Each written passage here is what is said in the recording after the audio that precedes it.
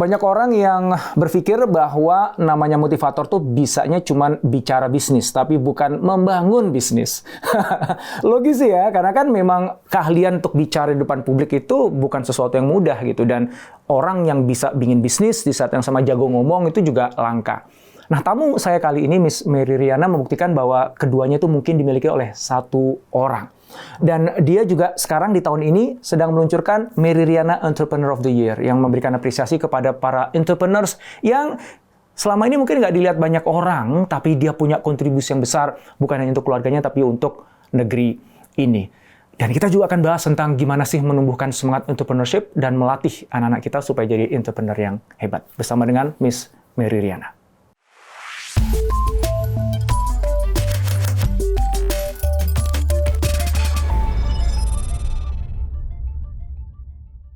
Oke, aku langsung aja nih ya, izin ya. First questions. Ini kan Miss Mary tahun ini menyelenggarakan Entrepreneur of the Year, Mary Riana Entrepreneur of the Year. Betul ya? Betul. Nah, itu menarik banget tuh. Yang konon katanya nanti waktu pas lagi hari kemerdekaan, ya 17 Agustus atau 11 Agustus ya, akan di-announce siapa jadi penerima anugerahnya ya. Oke, sebelum kita ngomongin panjang lebar tentang entrepreneurs, aku pengen tahu dulu dong sebenarnya apa sih yang dimaksud dengan Mary Riana Entrepreneur of the Year, alasan kenapa itu diselenggarakan apa gitu, dan tujuannya tuh mau kemana? Thank you. Ini emang baru banget sih, baru di launch mungkin saat ini kurang dari 2 minggu, dan sama seperti namanya Mary Riana Entrepreneur of the Year Award. Basically dari saya pribadi sebenarnya ingin bisa memberikan apresiasi khususnya untuk para pengusaha, karena selama 3 tahun ini saya yakin bukan saat yang mudah, khususnya untuk para pengusaha. Udah ada pandemi, habis itu resesi gitu kan, banyak tantangannya, banyak rintangannya, banyak jatuh bangunnya gitu. Tapi saya percaya walaupun ini bukan saat yang mudah, tapi pengusaha-pengusaha Indonesia itu luar biasa gitu. Dan bahkan ada banyak lahir pengusaha-pengusaha baru yang awalnya mungkin tidak terlahir sebagai sebuah perencanaan jadi sebuah pengusaha, tapi karena keadaan akhirnya sekarang jadi entrepreneur gitu. Nah, jadi tujuan dari Mary Riana Entrepreneur Year of the World ini ya untuk bisa mengapresiasi mereka, sekaligus juga bisa memberikan tempat sebagai wadah, karena nanti juga ada hadiah total 500 juta rupiah buat pemenang. Dan sengaja khusus saya bikin 20 kategori gitu. Banyak juga ya. Untuk menjangkau semua. Jadi apa aja tuh kira-kira kategorinya? Atau kalau 20 kebanyakan kali ya disebutnya ya. Kira-kira kalau dikelompokin itu jadi apa aja tuh? Saya kelompokkan menjadi 3 besar. Jadi yang pertama itu dari segi tipe foundernya. Jadi ada female-preneur, ada mom-preneur, ada couple-preneur gitu. Bahkan saya bikin ada yang usianya under 30 dan juga above 50 gitu. Khusus karena pengusaha memang berarti pengen nyasar sebanyak mungkin orang gitu ya. Sehingga soalnya kalau kita bicara Entrepreneur of the Year itu biasanya langsung kebayangkan either anak-anak muda yang membangun startup yang memang dapat pendanaan sekian gitu ya, yang langsung mendunia, atau yang udah sangat senior sekali gitu. Sehingga yang tadi tuh mompreneur ya, couplepreneur juga, couplepreneur ya, kayak gitu-gitu malah nggak pernah kesaring tuh ya. Makanya khusus saya bikin kategori supaya bisa menjangkau, karena mereka ini mungkin jarang banget dilihat atau mungkin mendapatkan apresiasi. Ya, kayak contohnya above 50 gitu. Bahkan saya buat satu kategori rising. Rising itu berarti khusus untuk pengusaha yang memulai bisnisnya start di tahun 2022. Gitu. Jadi baru 1 tahun tapi udah up and coming. Jadi itu dari kategori founder. Satu lagi dari kategori industri. Kalau industri berarti kan F&B, fashion, education, health. Ya, jadi ada 8 kategori di bidang industri, dan yang terakhir itu saya menyebutnya kategori strategi. Jadi positive impact. From Indonesia to the world. Jadi yang mungkin bisnisnya atau mungkin produk-produknya udah ada di pasaran luar juga. Community. Jadi pengusaha-pengusaha yang mungkin memberdayakan dan menggunakan komunitas gitu untuk bisa membangun bisnisnya, sosial media dan seterusnya. Jadi secara 3 garis besar itu kategori besarnya, tapi ada 20 kategori secara total. Jadi ada 20 award yang akan diberikan? Ada 20 award. Betul. Harapannya tuh bisa narik berapa orang nih yang untuk submit untuk mengajukan diri? Iya, of course very encouraging, of course banyak-banyaknya ya. Tapi bersyukur sih kayak hari ini kan sebenarnya baru kurang dari 2 minggu, tapi dalam kurang dari 2 minggu sudah ada hampir 1.000 aplikan. Oh, wow. Iya, and then surprisingly, sebenarnya nggak surprising juga, tapi very happy, most of the kategori yang paling banyak, kan aku bisa ngeliat tuh sebenarnya mereka apply buat kategori apa aja. Atau moms. Wow. Kok tahu dokter? Nebak. Mompreneur loh, banyak mompreneur. Terus kalau industri paling banyak F&B biasa. Ya, karena kan memang di Indonesia UKM paling banyak F&B. Betul. Jadi logis lah. Betul. Cuman mompreneurs itu tuh yang menarik ya. Yes. Mereka adalah sebenarnya penggerak ekonomi keluarga dan ada di mana-mana gitu. Tapi nggak kelihatan gitu. Jadi aku appreciate sih ya. Jadi memberikan ruang kepada para pengusaha-pengusaha yang tadi itu ya nggak dilirik oleh penyelenggara award lainnya gitu, dan mungkin mereka juga nggak pede kali ya untuk ikutan di award itu gitu kan. Betul. Banyak lembaga ya dari konsultan internasional sampai lembaga sosial menyelenggarakan award untuk entrepreneur gitu. Betul. Tapi ya tadi yang mompreneur mungkin aduh aku tuh siapa sih gitu ya, nggak tapi ini Miss Mary kok ngebuat ya dan ada kategori khusus ya gitu, dan itu memacu mereka kan. Iya, setuju dan setuju banget, saya suka banget seperti yang dokter bilang ya, bahwa sometimes kadang-kadang mereka berpikir am I qualified gitu kan, atau mungkin udah nggak pede duluan, tapi saya selalu bilang you have to show up gitu. Jadi kamu harus berani untuk menunjukkan siapa diri kamu dan at least coba aja. Karena at the end of the day kan bukan hanya awardnya, menangnya atau hadiah uang tunainya, tapi kan kesempatan untuk nanti bisa ada pendampingan, nanti juga finalisnya akan kita undang ke Jakarta, kita akan ada acara. Jadi di setiap kategori tadi tuh memang udah kita siapkan speaker yang memang sudah ahli di bidangnya juga, praktisi, sehingga orang-orang yang mungkin sekarang sedang apply, nanti mereka juga bisa belajar langsung dari orang-orang yang udah established di kategori tersebut, gitu. Jadi ya hopefully it will be useful. Keren. Ngomongin tentang entrepreneurship ya, atau entrepreneurial gitu, kan debat dari zaman dulu itu adalah itu tuh dilahirkan atau dibentuk gitu ya. Jadi nature versus nurture gitu. Saya nggak tahu, mungkin Miss Mary sebenarnya I think a combination of both lah ya. Aku meyakinkan itu ya. Karena pasti dalam dirinya Miss Mary udah ada bakat entrepreneurial. Begitu sampai ke Singapura dengan kondisi yang sangat terbatas, terpicu lagi, akhirnya jadilah Miss Mary kayak sekarang gitu. Amin. Nah, pertanyaannya adalah gini, sebagian dari teman-teman nih ya ngerasa bahwa gue nggak punya bakat gitu, ya kan? Jadi berarti kan nature nih ya, jadi secara nature gue nggak punya bakat gitu. Lihat dari orang tuaku, kakekku, nenekku gitu, pamanku, semuanya ASN gitu, atau dia pegawai swasta gitu. Nggak ada nih, aku nggak punya bakatnya gitu. Ya. Nah, menurut Miss Mary sendiri, sejauh mana bakat itu memang punya pengaruh kuat terhadap keberhasilan seseorang menjadi seorang entrepreneur? Menurut saya semua orang punya bakat. Itu pasti punya bakat. Tapi untuk menjadi seorang entrepreneur nggak cuma bakatnya aja. Karena menurut saya bakat itu kan bisa digali ya. Dan sebenarnya bakat itu kan bisa kita maksimalkan menjadi apapun hasilnya, baik itu secara profesional maupun secara bisnis dan seterusnya. Tapi menurut saya selain bakat, your personality pun juga matters menurut saya.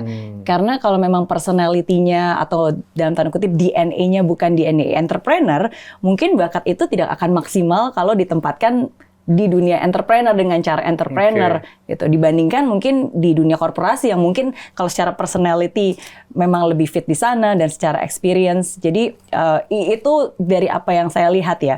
Karena saya percaya ada banyak jalan menuju kesuksesan dan nggak harus dipaksakan saya harus jadi investor atau saya harus jadi entrepreneur atau saya harus jadi profesional gitu.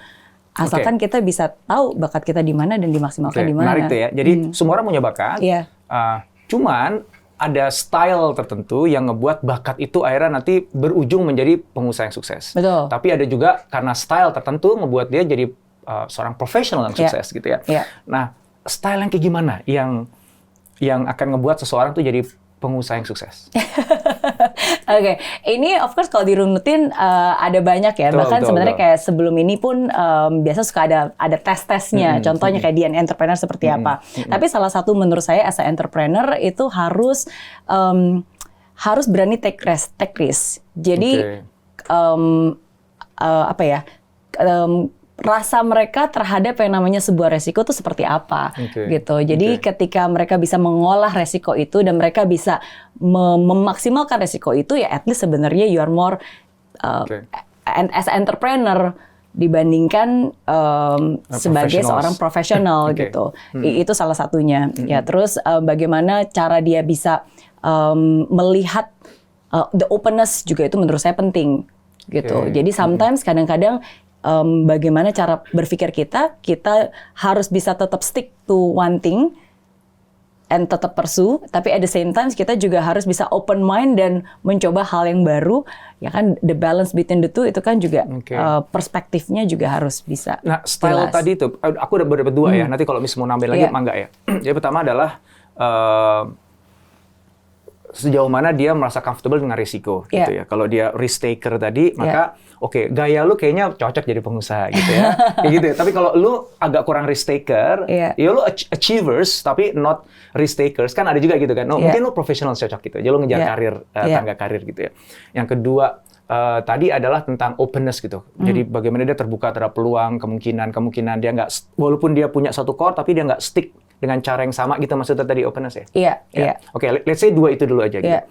Itu masuk kategori nature atau nurture yang dua tadi? Apakah itu memang orang terlahir sudah punya dorongan untuk ngambil risiko gitu? Orang terlahir udah punya open minded atau openness tadi?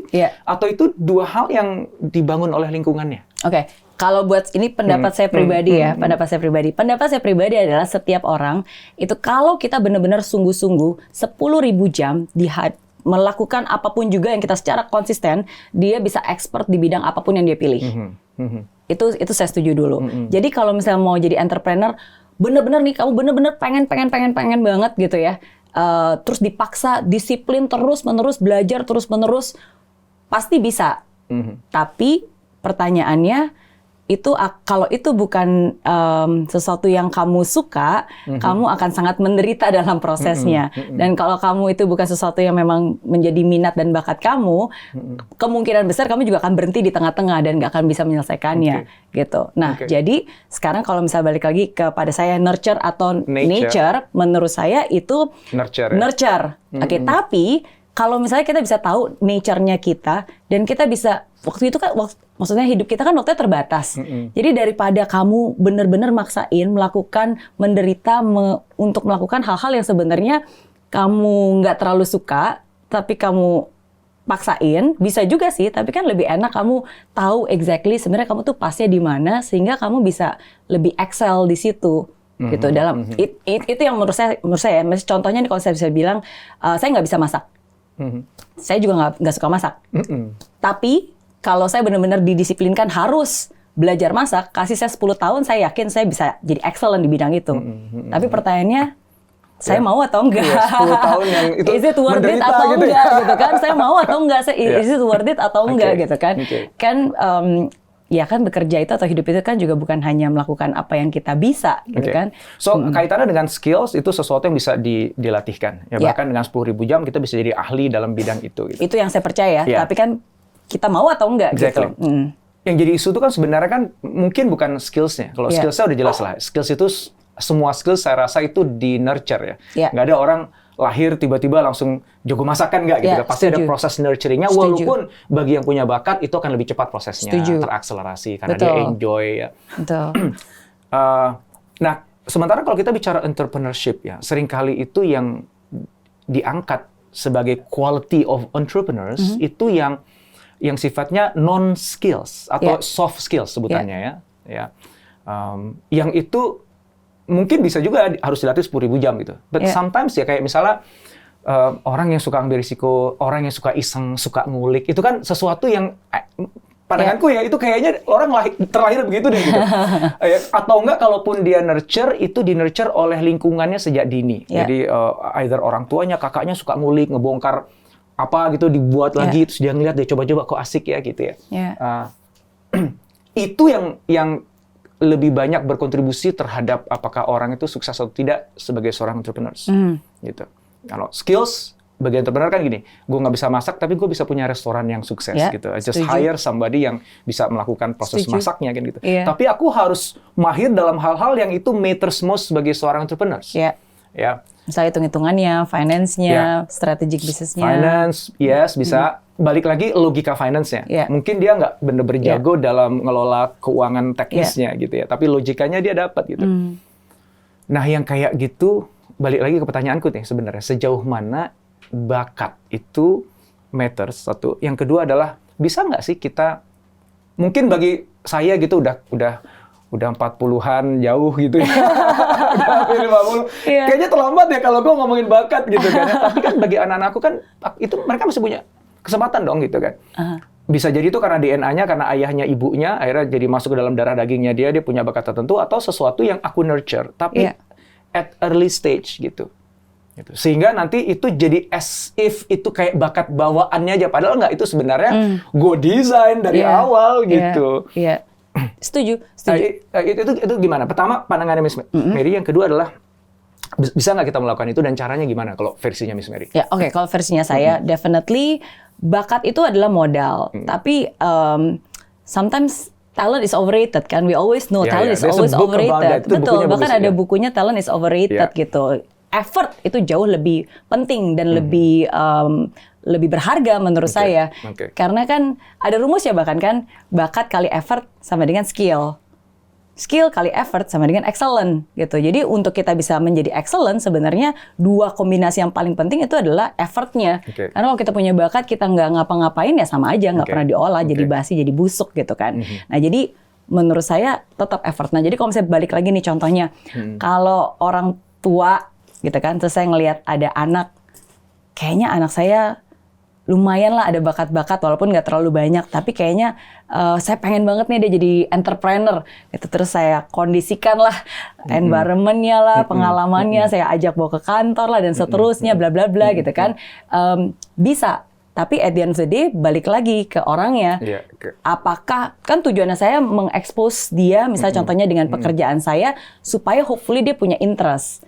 Kalau dia punya interest, berarti dia akan punya kemauan untuk melakukan effort itu tanpa saya paksa untuk mengembangkan bakatnya tadi, bakat kali effortnya. Gitu. Tapi kalau misalnya setelah saya bawa keliling, saya perkenalkan, saya saya suruh nonton podcast atau apapun juga yang fun, tapi nggak ada interestnya di situ, akan sangat susah karena nggak bisa dipaksain karena juga, orang itu jadi tergantung sama saya gitu. Sedangkan kan saya nggak bisa ada di sana terus dan lebih parah lagi orang ini akan menderita, anak saya sendiri akan menderita. Gitu.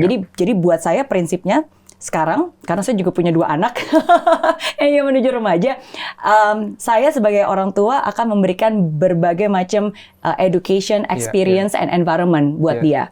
Sebagai stimuli supaya dia bisa menemukan yang paling pas bagi dia tuh yang mana gitu ya. Bukan jadi, kita paksakan, kita program dia harus begini gitu ya. Betul, tapi saya tetap akan menyediakan mereka education-nya, ajarin, experience gitu, pengalaman, kasih dia kesempatan ini, coba magang di sini gitu, dan lingkungan yang kebetulan memang di rumah kami lebih banyak entrepreneur gitu. Hopefully dengan 3 hal yang saya sediakan ini bisa men-spark sesuatu di dirinya sehingga ya bisa gerak gitu, bisa jalan. Tapi kalau memang enggak, ya is okay gitu. Saya percaya bakat itu bisa dimaksimalkan di tempat yang bisa lebih bertumbuh gitu. Dan jadi, lebih bertumbuh itu adalah ketika hatinya memang ada di sana gitu ya, minatnya ada di sana gitu ya. Minatnya di sana, hatinya ada di sana, dan lebih penting bukan hanya hati suka ya. Karena saya selalu bilang anak muda zaman sekarang tuh suka mensalahartikan passion. Iya. Sebenarnya sih kata kuncinya drive ya kalau aku pengen simply. Karena passion tuh gue suka gitu. Gue sukanya sebenarnya cuma main doang, gue suka. Tapi bukan drive. Jadi iya itu, aku setuju sih ya. Betul. Kita mungkin nggak bisa ngomongin tentang passion terlalu banyak. Tapi yang pasti sebagian orang bilang jangan ikutin passion, yang penting kerja keras gitu. Tapi ada yang bilang enggak loh, kamu harus ikutin passion kamu gitu. Love what you do what you love gitu, kata Steve Jobs. Dua-duanya sebenarnya benar. Yang jadi isu itu adalah how do you define passions, ya. Betul. Nah, banyak dari orang mengklaim bahwa ini passion. Enggak, itu cuma kesukaan lo doang, itu hobi doang kali. Gitu, exactly. Okay. Dan yang saya ajarkan ke anak saya, passion itu bukan rasa menggebu-gebu, rasa cinta, karena orang salah mensalahartikan. Karena passion itu bukan hanya cinta. The true meaning of passion sebenarnya dari kata Latin passio, yang artinya suffering. Justru siap berkorban kan? untuk Iya, sesuatu jadi yang maukah kamu berkorban untuk sesuatu yang kamu cinta gitu. Nah, jadi jadi hal-hal seperti itulah. Jadi kalau anak ini mau berkorban untuk sesuatu yang dicinta, dia pasti akan melakukan effortnya dan itu akan menghasilkan excellence. Aku punya teman yang anaknya tuh pengen jadi pemain bola, gitu. Padahal orang tuanya nih dokter, ibunya juga dokter, orang akademisi gitu kan. Anaknya pengen jadi main bola, kan jauh banget gitu kan ya. Nah terus, cuman teman saya ini terbuka pikirannya gitu. Akhirnya dikasih challenge kepada anaknya untuk membuktikan passion tadi, gitu. Kalau benar kamu mau jadi pemain bola, ya kamu ikut klub bola dan kamu harus ikut latihannya. Dicarikan klub bola yang itu yang latihannya paling beneran gitu. Dan ternyata terbukti sepanjang tahun si anak tuh mau bangun pagi, makannya diatur, olahraga, bener. Passion. Betul. Langsung disupport, udah nggak ditanya-tanya lagi sama teman saya. Kamu butuhnya apa? Udah disupport semuanya gitu. Betul. Wow. Betul. Ngomong-ngomong tentang entrepreneurs, ini kan banyak motivator, kan Miss Mary juga motivator, ya, atau disebut sebagai inspirator, motivator, dan ada sebagian orang yang berpikir bahwa motivator bisanya ngomong doang gitu. Padahal dia memotivasi orang untuk jadi entrepreneur gitu. Sementara dia bukan entrepreneur, kan ada gitu ya. Nah, bahkan ada yang bilang motivator tuh nggak bisa bikin bisnis, bisanya ngomongin bisnis katanya gitu. Nah, yang saya senang dari Miss Mary adalah you have proven yourself. Miss Mary membuktikan diri Miss Mary sendiri bahwa Miss Mary bisa juga bangun bisnis. Bahkan udah jadi sebuah grup usaha. Thank you. Gitu ya. Dua nih pertanyaanku ya. Boleh. Yang pertama yang agak bandel dikit deh. Boleh.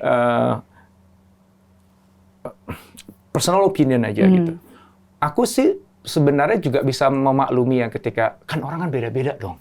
Ada orang jago ngomong, ada orang jago benerin mobil gitu ya, jago membuat naskah akademik gitu kan, kan jagonya beda-beda. Mencari orang yang jagonya dua, dia jago banget ngebangun bisnis sampai akhirnya jadi konglomerat gitu, dengan dia jago tampil di depan publik, itu kan skill set yang berbeda. Gitu. Nah, sehingga itu memberikan kayak, bener kan, motivator tuh jagonya ngomongin bisnis, tapi bukan berbisnis. Because it's a two different set of skills. Yang dua-duanya sama-sama susah gitu, sama-sama harus ada mastery-nya kan gitu. So first question adalah how can you become good at both?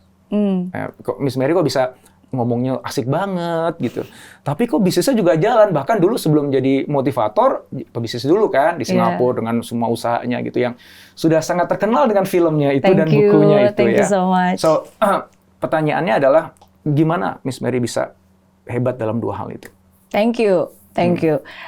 Pertanyaan yang sangat menarik. Jadi pertama-tama, mungkin kalau sekarang orang lihat Mary Riana seperti yang kata di Dr. Indra, wah kok kesannya bisa melakukan banyak hal ya. Entrepreneur juga, punya beberapa lini bisnis, content creator juga gitu kan. Sekarang bikin konten-konten, jadi pembicara, investor juga. Sekarang kita punya venture builder dan juga venture capital juga gitu. Tapi ketika pertama kali saya mulai, sebenarnya saya nggak pernah berpikiran dan bukan cita-cita untuk menjadi seorang motivator.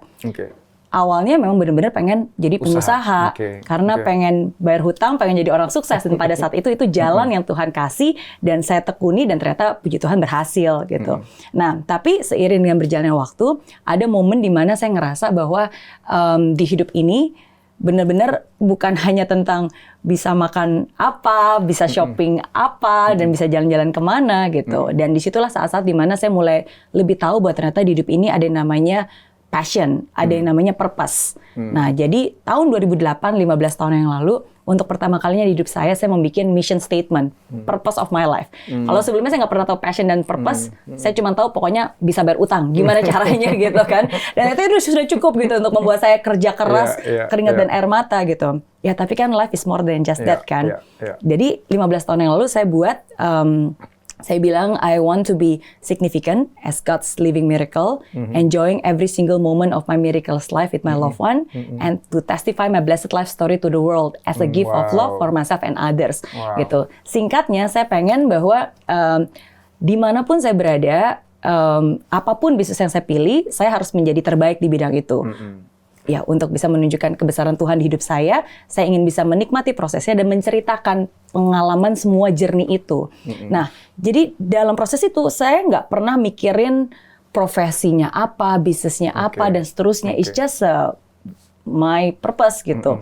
Nah, tapi along the way ternyata ketika saya melihat resources saya, apa yang saya pernah alami, pengalaman saya dan apa yang saya bisa, apa yang suka, pada saat itu ternyata saya punya kesempatan banyak platform.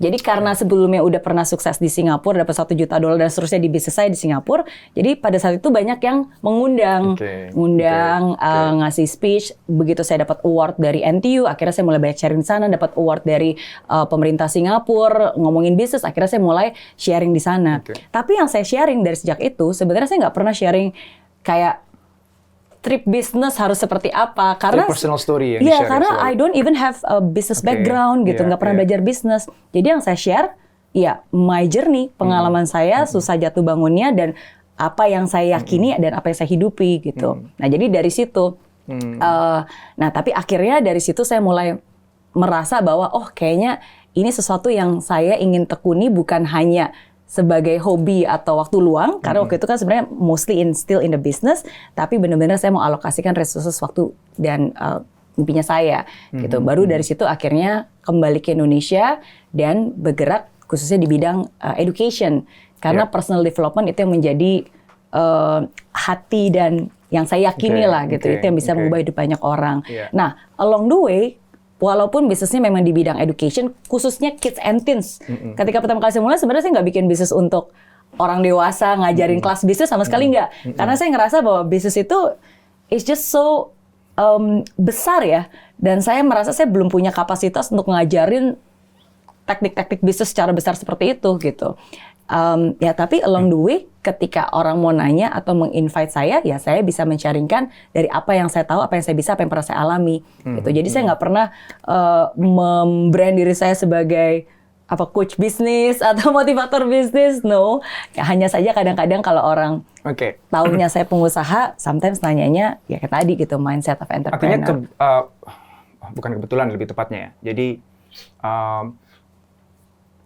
bisnis yang ditekuni oleh Miss Mary, yang dibangun itu juga berdekatan dengan orang dan membutuhkan ada proses transfer ilmu, transfer energi gitu ya. Karena kan bisnisnya kan bisnis pendidikan, pengembangan diri, kan gitu kan ya Miss ya. Betul. Sehingga wajar kalau kemudian Miss Mary harus juga menguasai kapabilitas untuk tampil, untuk bicara, dan mau nggak mau, suka nggak suka kan harus ngomong juga kan. Pendidikan kan gimana kalau kita nggak ketemu sama orang kan? Beda kalau misalnya bisnisnya buat bengkel gitu misalnya. Betul. Itu kan ya ketemunya sama mesin kan, sama oli kan, nggak ketemu sama orang kan gitu ya. Artinya adalah itu menjadi mungkin terwujud di dalam diri Miss Mary karena memang bisnis yang ditekuni oleh Miss Mary itu juga dekat dengan manusia, dengan orang gitu ya. Dengan komunikasi di dalam situ. Iya. Ada betulnya, tapi sebenarnya awalnya kan Mary Ryan as an entrepreneur. Tapi kan tadi saya bilang my mission purpose, saya pengen bisa membagikan message ini gitu, my journey. Dan makanya dari semua platform yang mungkin Tuhan sudah izinkan kasih ke saya sampai saat ini, baik itu sosial media, kesempatan untuk bisa berbicara di panggung, saya ingin menggunakan tempat itu untuk saya bisa menyuarakan message of hope, message of love, message of faith gitu. Nah, tapi untuk saya bisa excellent di situ, berarti kan saya harus bisa menyampaikannya dengan efektif.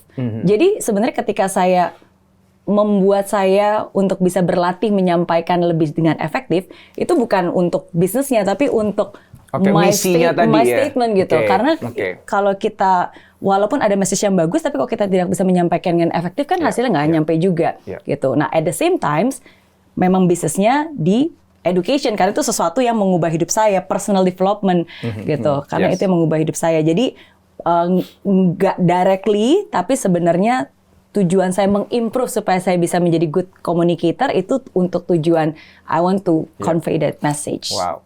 Ada apa aja sih bisnisnya, Miss? Di Mary Riana Group tuh apa aja bisnisnya? Jadi kalau Mary Riana Group sekarang as an entrepreneur, mainly kita di education.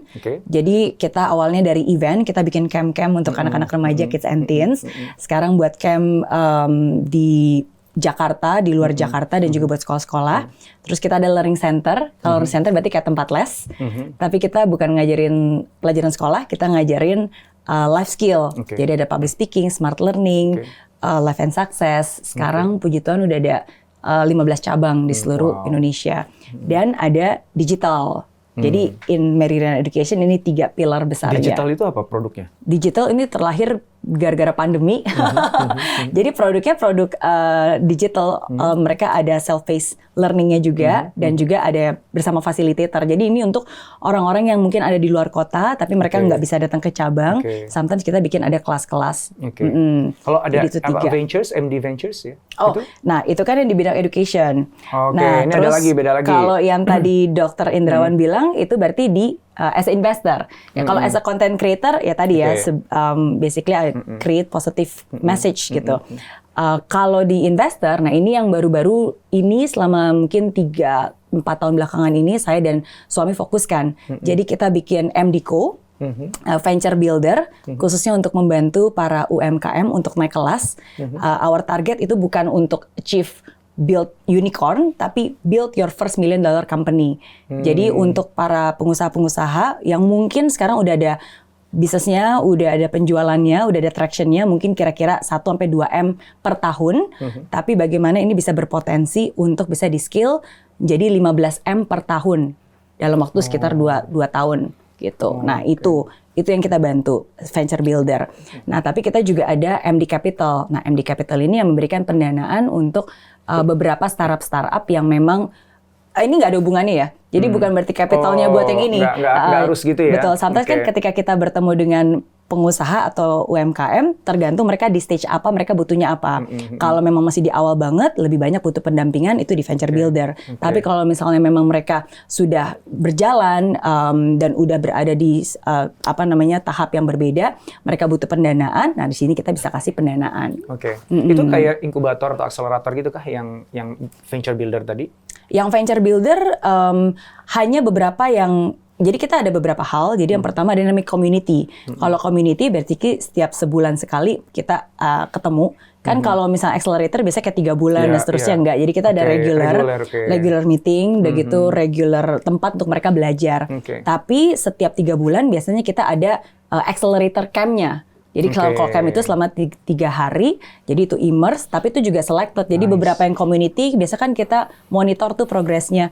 Nah di situ baru mereka bisa tahu immerse lebih banyak lagi, lebih detail lagi.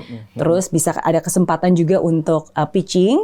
Dan kalau misalnya memang oke, nanti bisa menjadi bagian dari MD Champion. Kalau MD Champion berarti bisa berpartner bareng dan kita bisa men-scale bareng. Jadi tergantung itu karena kan prosesnya. Itu continuous proses ya. Jadi bukan one hit dalam 3 bulan selesai gitu ya. Tapi proses panjang walaupun in between proses yang panjang itu ada camp tadi ya, akselerator itu tadi ya. Ada. Very nice. Jadi di situ karena kan kita harus kenal dulu kan bisnisnya seperti apa, foundernya seperti apa dan apakah ketika dalam pembelajaran itu dia mengerjakan PR-nya enggak gitu. Dia teachable enggak gitu. Karena kan bisnis itu tidak terjadi dalam 3 bulan ya. Definitely. 3 tahun aja udah bagus gitu. Betul. Makanya long term view kayak tadi dalam konteks pendampingannya itu menurut aku bagus sih. Gitu betul. Jadi tergantung yang merasa sudah siap mau naik level ya mereka biasanya akan join buat yang lebih intensifnya.